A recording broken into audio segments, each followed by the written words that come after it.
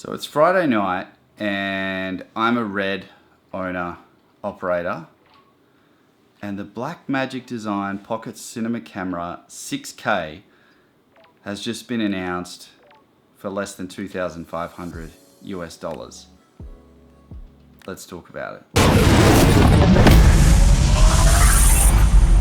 So if I look back on the last 10 or so years, there's been a few really clear disruption points when it comes to digital video and digital cinema, even more than 10 years. First being the Red one.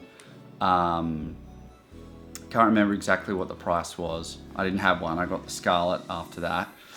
But the Red one, after that, for on an affordable level, the camera just about every man, woman, and their dog had was the 5D Mark II.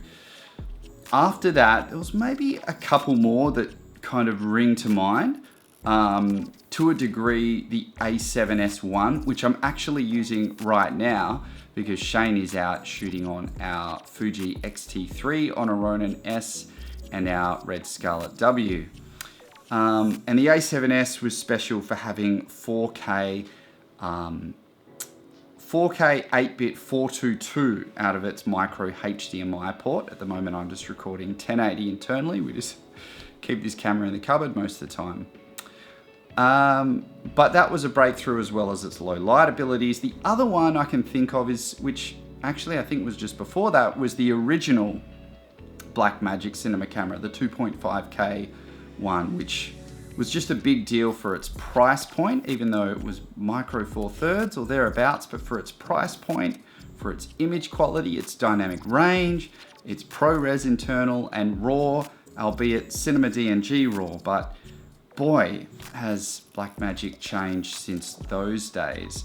So just, if you haven't heard the news, and surely you have, because I have crap all following on YouTube, so you're not hearing it from me for the first time, but we're talking about the Blackmagic Pocket Cinema Camera 6K, that is a mouthful. So we're talking 6K resolution, 60 frames per second at 6K resolution, with Blackmagic RAW, which gives you multitude of compression ratios similar to Red Code, which I know and love. So you've got 12:1, you've got 8:1, you've got 5:1. You know, great range of options there. Although it does only work at this point in time in DaVinci Resolve, as far as I understand. You've also got that dual native ISO. I think it's 400 and 3200. Make no mistake, this is a huge disruption in terms of what you are getting for your money. I think this is, in terms of that lineup that I talked about before, you know, the Red one, the 5D Mark II, and to a lesser extent, the original Blackmagic Cinema Camera and the A7S. I think this really is the next level of, I know there's some other stuff coming. I know Red's got something cooking. We don't know what the Komodo is. The Zen cameras, whatever they are. But in terms of affordability and features, this is really another level. And at this price range, it's unbelievable value. Does that mean you should go straight out and buy one though? You know, for me, my initial thinking, because we'd actually been debating in the studio, we've kind of got a list of priority gear in terms of next sort of 6 to 8 things to buy. But we're and I'm going to do another video on this, but we're very wary of, you know, gas gear acquisition syndrome. So we really try to step back and think about, you know, for one, what are the things that we just want, and what are our clients actually asking for? What might actually help us to do other jobs? What might actually enable us to do our work in a different way? And so we sort of prioritize our gear acquisitions around, yeah, what are we not able to do now? Because a lot of the time the limitation is really just yourself and getting better at what you do. But this announcement's really got me thinking. You know, we're a small video production company, and it just makes me think, you know, looking at the specs, and I haven't touched the camera yet, I reckon at that price, especially because it includes DaVinci Resolve, we've already got 2 copies of Resolve though, but it'd be good to have another copy for a laptop. And I just feel like at that price, it's not a priority right now, but I can't see myself not picking one up down the track. What's interesting though is if we've gone from Micro Four Thirds on the Blackmagic Pocket Cinema Camera 4K to Super 35 or close to on this camera with EF mount rather than MFT. But what's interesting is that with the Metabones and other adapters, you can actually get a wider field of view on the 4K camera than you can on this one. But I really like the idea of just having something that's a bit lighter and a bit, I don't know, a bit lighter, a bit smaller, just another option for certain shoots when maybe the Red's overkill. But how do I feel as a Red owner-operator with a Red Scarlet-W, mini mags, monitor, V-lock backplate? Just trying to think of all the kind of accessories and things that you need. Seeing this kind of disruption, and I think it's fantastic. I think it makes no sense at all in this day and age to buy a camera if you don't have the cash, the outlay to just pay for it out front. I don't think it's worth getting in debt over a camera. That said, it's all relative. So I'm in Perth, Australia, very, very different market to, very different to being in Melbourne or Sydney, and certainly very different to being in LA or San Francisco or New York. But when I look at this camera, just on the specs alone, and on having, not owning, but using other Blackmagic cameras previously, it does make me question, is the time for small video production companies that service corporate clients, maybe do a bit of commercial work, is the age of buying, a 15 to 30 grand A-cam over? Is that needed today? It's an interesting question. I find myself thinking, well, there's certain clients that wouldn't know or care what camera we're shooting on. And that's a lot of direct clients. However, a lot of the time where we're working with design studios or agencies, they're going to be a much more savvy client, and they may even request certain cameras, in which case, we can hire them. But cameras like Reds and Aries, they're sort of immediately in an almost, and even some of the high-end Sony and Panasonics and Canons, they're immediately in a certain upper echelon in people's eyes, rightly or wrongly, and they feel comfortable. They feel comfortable with those brand names. They might not know it's a Scarlet-W or a Gemini or a Monstro or whatever, but when they hear Red, it sort of means quality. I think at the moment, what I'd be really interested to see is how the new Blackmagic RAW works in Resolve, because I'm in the middle of switching over from Premiere to Resolve, and apparently that's much faster than Red Code, although Red Code is now flying in Red Cine X, thanks to Red and NVIDIA's new SDK coding or whatever it is. We're just yet to see that make its way into Resolve and make its way into Premiere and others, although I'm in the process of trying to leave Premiere and go into Resolve. And that's the other thing. Like, I think with Blackmagic, this is a company that I'm just really impressed by what they're doing, by the products that they're offering at the prices. Resolve for me being the kind of the obvious one. It's just, I think that program is such incredible value. It's insane not to get it. With all that being said, we're not rushing out to get this camera, even though it is unbelievable value. I think if you're new, you're setting up a video production business, and autofocus isn't a necessity for you for the style that you're working. I mean, this camera is just a no-brainer. Yes, it will need a power solution. You know, the Canon batteries in there are not going to last very long. Yes, you're going to need some kind of a rig to stabilize it on your shoulder and that kind of thing. But that should really go without saying. You know, for us, if we look at what we have, the Red Scarlet-W, the Red Scarlet MX, we've got a Fuji X-T3. And the Fuji X-T3 we got purely because, you know, when we're shooting events or certain things, a lot of the time we don't want autofocus and we like doing all of that manually. But sometimes, you know, on a gimbal, on a Ronin S or whatever, it's just a great option to have a good 10-bit camera with a zoom, with good face tracking autofocus, and that camera fills that void for us. So for us, I'm not even tempted. Oh, yes, I am tempted, but I'm not even entertaining really looking at that camera because its role is something that I have a camera that's already filling that very, very well, being the Scarlet-W, which, although not being 6K, is shooting 50 frames per second in 5K and 120 frames per second in 4K. And I've got Red Code RAW, which I find to be an amazing codec. Sorry about that. I've got Red Code RAW on there, which I find to be an amazing codec for 4K and 5K work. It's got ProRes in 4K, but I really only use that when a client just wants 2K out of the camera, and it's sort of a freelance job, and I can pass that off or pass it off as proxies.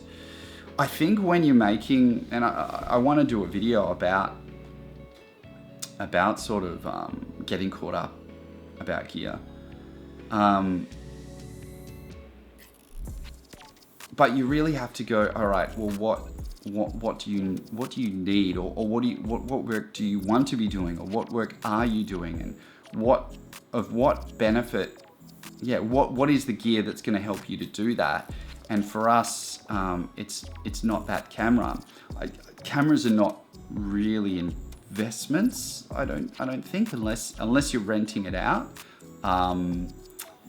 They depreciate faster than cars. I mean, you look at where we were at just a couple of years ago and where we're at now at this price point, it's nuts. But I think if you're looking at if you've already got a camera that's doing its job for you at this stage, I think you have to look at what else can you get for the price. You know, it might be a couple of good lenses, might be a good light or a good couple of lights, might be a good tripod. Yeah, there's a number of things, and I just feel like I don't regret any of the purchases that we've made camera-wise, because we've really gotten the use out of them and we've been able to afford them. Would I feel that way if I was in debt? You know, paying off a Scarlet-W, which is now discontinued, replaced by the Dragon X or whatever it is. Yeah, I don't know. I just think it again, it depends if it's a rental. That said, honestly, I think even if there's some magenta issues and some color that needs to be sorted out, even if there is some fixed pattern noise in dark areas of the image, at this price, I think this camera is unbelievable, and I'm just so happy to see it announced, even though I'm not rushing out to buy it. I reckon I will pick one up down the track because I think it is a steal, but we've just got priorities in terms of expenses in other areas. The other huge thing that's awesome about this camera that I think can't be underestimated, and similar to the Reds, is the fact that it's recording RAW internally, compressed RAW internally. And I think that's huge because, you know, we just find, you know, the Atomos recorders and the other recorders for getting 10-bit or uncompressed out of certain cameras, like for us, the X-T3,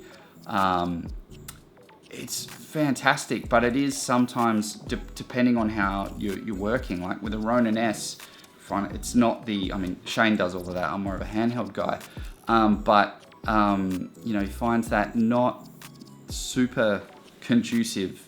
You know, he finds it real easy to use kind of with the camera on its own on the Ronin, but when he's got the monitor there, it's a little bit trickier. And that might just be a user thing and sort of getting that configuration just right. But having everything internal is huge. And once you start working in RAW, you don't want to go back. Like, we shoot a lot of narrative, we shoot a lot of documentary. And both cases, it's so good to be able to non-destructively adjust your white balance in post, to non-destructively set your ISO in post. Once you've got that option, yeah, it can make you a bit slack, but like on location, because you're like, oh, I can set my white balance later. But you know, when you're moving through spaces with just changing lighting conditions, it's a huge time saver. I think some people are going to get really behind this camera, and I think some people are going to get really defensive about it, because these specs at this price are unheard of, and people may feel a bit threatened by that, and start trying to tear it down. To those people, I'd say this is nothing but this is good. This is good for us people that buy cameras. The more competition, the better.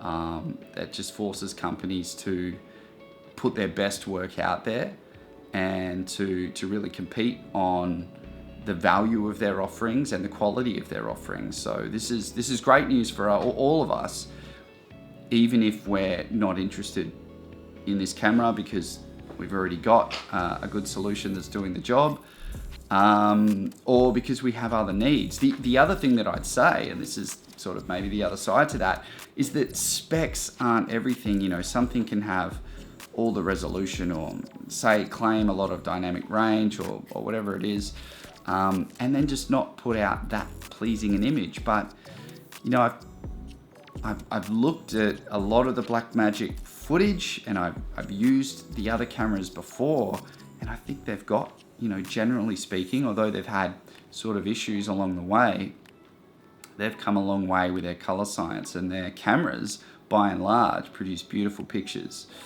So yeah, I think this is like, whoa, big news. It's going to be really interesting to see what Red's Komodo is. It's going to be interesting to see how other manufacturers respond or don't respond to this. Yeah, what do you think? Especially if you have a Red, I'm just really curious. What are your thoughts about how disruptive and aggressive, I guess, and I don't mean that in a negative way, but Blackmagic is being at the moment with their price points, especially considering it wasn't that long ago that Red was considered the big disruptors in the digital cinema and video space. Interesting times. I guess the final thing I'd say is that just because a new camera comes out, it doesn't make the camera that you already have any less. It doesn't make the images it's producing suddenly be worse. I think there can be a tangible effect on the monetary resale value of that camera that you have. But it's not producing lesser images than it was yesterday. So I think a big thing is just, you know, don't get caught up with every new thing and feeling, oh, you know, oh, I need this because it's better. It doesn't matter. Just does your camera do the job? Do you like the images it's create? Forget about the specs. Just think about what you need, and specs may be part of that, but think about what you need for the work you do, and are the images something that your clients like? Are the images that you like? Yeah, don't get too caught up. Your camera's still okay. That said, less than $2,500, including Resolve. This camera's a steal. I'm sure eventually I'll get one, but we'll get some other stuff first. Thanks for listening. More content More thought through content coming soon. Cheers. Man, I'm trying to find the little red button because I haven't shot on an A7S in like forever. Do you remember that? You remember that little red button? Or you Sony shooters, do you still have to deal with that? I'm literally, I'm gonna make myself, hang on, I think I found it.